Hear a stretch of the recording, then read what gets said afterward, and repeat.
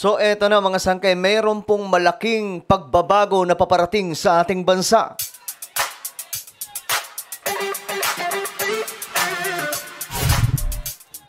Hello guys, what's up? This is me, Sangkay Jinzen. I'm back for another vlog today. Tayo nga po, may good news po tayo mga sangkay. Tayo na po ay nakarating sa 1.5 million subscribers. Nadagdagan na naman po yung 1 million natin ng 500,000 mga solid sangkay dito sa YouTube. So ako po ay nagpapasalamat po sa inyong lahat mga sangkay. Yan po, tayo po ay 1.5 million subscribers na dito sa YouTube. Parami po tayo ng parami. Alam nyo, ako po ay nagugulat sa inyong suporta mga sangkay magpahanggang ngayon. At gusto kong pasalamatan syempre si Lord unang-una. At pangalawa, lahat ng mga solid sangkay. Kung wala po kayo mga sangkay, malamang sa malamang wala po tayong ganitong klase mga content ngayon dito sa YouTube. So ayun, thank you so much sa walang sawang suporta. 1.5 million subscribers na po tayo. Kaya naman kung hindi ka pa po nakakapag-subscribe dito sa ating channel, ngayon mga sangkay, officially, road to 2 million subscribers na po tayo. Kaya naman, i-click nyo na po yung subscribe button na makikita po sa baba ng video na to. I-click nyo po yung bell at i-click nyo po yung all. Sa mga nanonood naman po sa Facebook, syempre, follow nyo po yung ating Facebook page. Alright? Okay, eto na nga mga sangkay. Shoutout ka pala sa lahat ng mga solid sangkay na nanonood ngayon. Comment down below, #solid sangkay kasama po ang inyong mga lugar. Ngayon ito po, may good news po tayo. Ito po yung paparating na pagbabago ngayon dito sa ating bansa.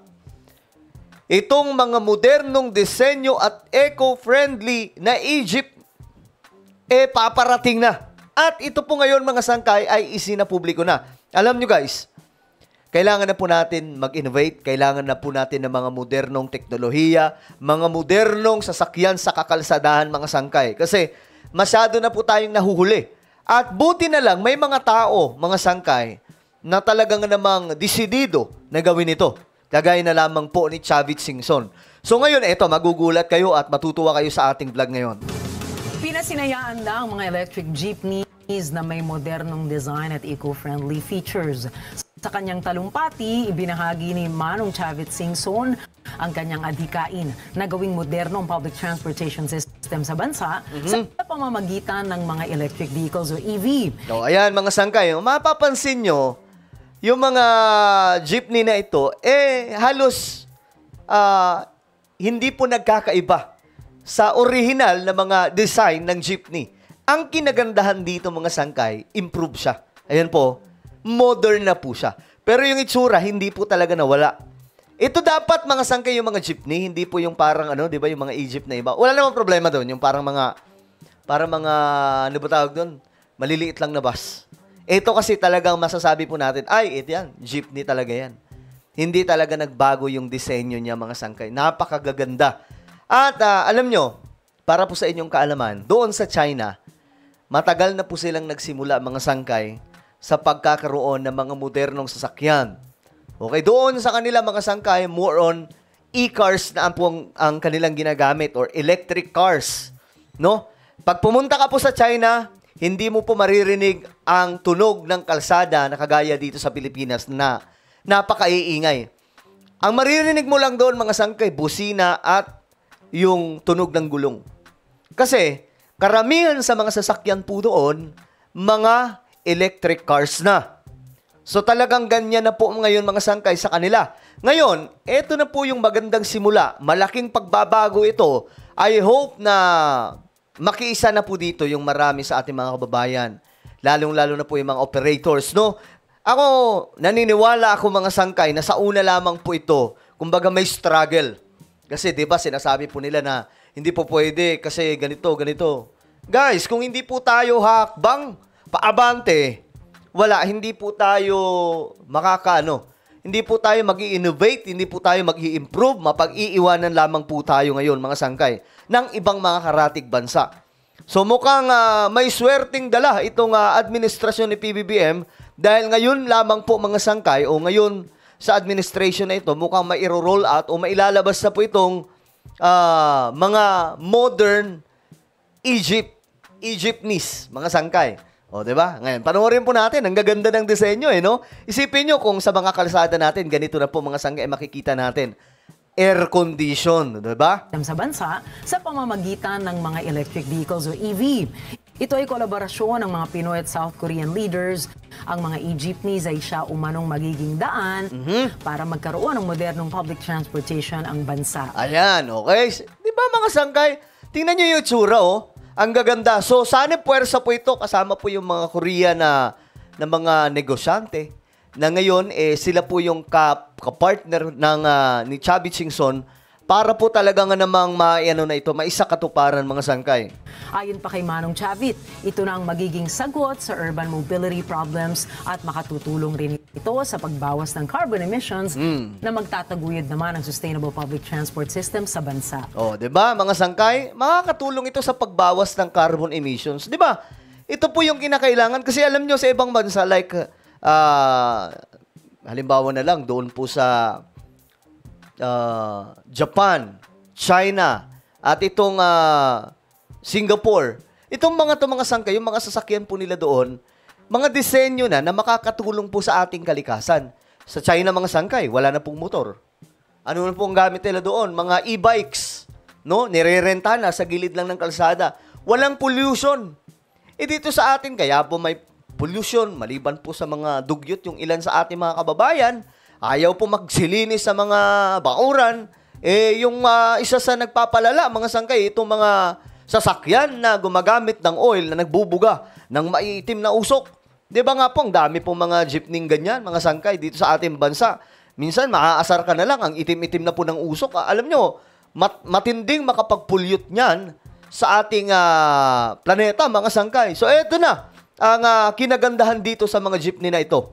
Dagdag niya, ito rin ang magiging daan upang manguna ang Pilipinas bilang isang bansa na may sustainable transportation innovation. Correct. Alam nyo, kapag mga sangkay, may i-roll out na ito, talagang namang nakakatuwa kasi nga po, sa Southeast Asia, tayo po yung makikilala na isa sa unang mga sangkay, nagsulong nitong mga modernong sasakyan na makatutulong sa ating kalikasan na hindi po basta masira. Ako nga, mga sangkay, yung goal natin yung goal ko makabili ng sasakyan na hindi na gumagamit ng oil. Yung mga e-car na po, mga sangkay, kasi mga electric cars na po. Kasi, alam nyo, maigit ka po sa ibang mga bansa. Ito na po talaga yung future natin Nasa advanced world na po tayo na kakaunting na lang mga sangkay, kakaunting hakbang na lang, moderno na po ang lahat. Mga bagong teknolohiya na po ito, mga sangkay. 500 unit umano ang nakatakdang lumarga sa Metro Manila at hinihintay na lamang mabigyan ng prangkisa para magsimula na ang operasyon ng mga ito. O, di ba? Matutupad na. Saka mas malaking kikitain ng mga drivers natin. O, ayan, mga sangkay. Sa mga driver dyan, makinig kayo. Ito yung kausapin nyo, si Chavit Singson. Kasi ang pagkakaalam ko, hindi kayo malulugi dito. Okay? Sabi nga po ni Chavit, mukhang siya pa raw yung lugi dito, pero gusto niya lang po makatulong sa public transportation system sa bansa. So, dahil electric na.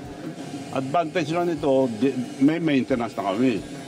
Unlike others na nagbebenta from China, wala silang maintenance. So, kung may masira, halimbawa ng factory defect, makapalitan namin. O, diba? Mayroon na pong maintenance sila, mga sangkay. Ibig sabihin, ready na po lumarga itong mga modernong jeepney. Tingnan nyo yung itsura, di ba? Napakagaganda, guys. Ito po yung hinihintay po talaga nating lahat, mga sangkay. Tingnan nyo yung itsura, hindi po na bago. Kung mayroon man pong, kumbaga, kung mayroong improvement, ito po yung itsura, mga sangkay, na mas kaaya-aya na po tingnan. Mas modern, pero yung itsura niya, ganun pa din, mas malinis lang, mas halatang improve, at mas bago, mga sangkay, at higit dyan, moderno. Okay? Tayo lang may jeepney. Jeepney na kinopya natin yung iconic jeepneys natin. Correct. Para hindi mawala yung itsura ng unang jeepney natin. Mismo. Alam nyo, ito po, mga sangkay, tingnan nyo po. Diba? Ang gaganda po ng mga jeepney na yan. Yan po yung talaga. Yan yung mga jeepney na, kumbaga, pag sinakyan mo, parang nakasakay pa rin ako sa dating jeepney. Kasi, modern lang po siya. Aircon lang, tapos pinaganda. Pero yung itsura niya, ganun pa din mga sangkay. No, improve lang. Hindi po yung mga kalawangin na jeepney. Jeepney natin. O ngayon, ayan po, oh. Sana po, maano natin to, no? Tulungan po natin, mga sangkay, na ang ating bansa makahakbang naman po patungo po sa magandang bukas. At isa po ito sa, kumbaga, hakbangin na magbubukas sa atin ng panibagong pagkakataon para ang bansa po natin ay makaangat-angat naman, mga sangkay. Isipin nyo po, kapag ka ito'y nakita na po natin sa kakalsadahan, di ba? Nakakatuwa tingnan. Wala na pong usok. Isa sa reklamo natin yan, yung mga jeepney sa ating bansa, talagang namang pag humarurot, ang itim ng usok, akala mo, lalabas si Aladdin Di ba? Ayan naman, mga sangkay. Ito po, congratulations po sa team ni Chavit Singson at para po ito sa ikagaganda ng ating bansa. Mga ganito dapat sinusuportahan po natin. At saka ang mga investor po nito, mga sangkay, galing po sa South Korea. Ang kinagandahan po ngayon, yung ating gobyerno willing po, mga sangkay, at hindi na po pinapahirapan yung mga investor, mga foreign investors na magnegosyo at mag-invest sa Pilipinas. Alright? So ano po ang inyong opinion, mga sangkay, sa malaking pagbabago na paparating sa ating bansa? Comment down below. At mayroon po tayong YouTube channel, Sangkay Revelation. Hanapin niyo po ito sa YouTube ngayon din. Naku, magaganda po yung ating mga content dito. Kapag nakita niyo na, i-click niyo po yung subscribe, i-click ang bell, at i-click niyo po yung all. Ako na po yung magpapaalam. Mag-iingat po ang lahat. God bless everyone.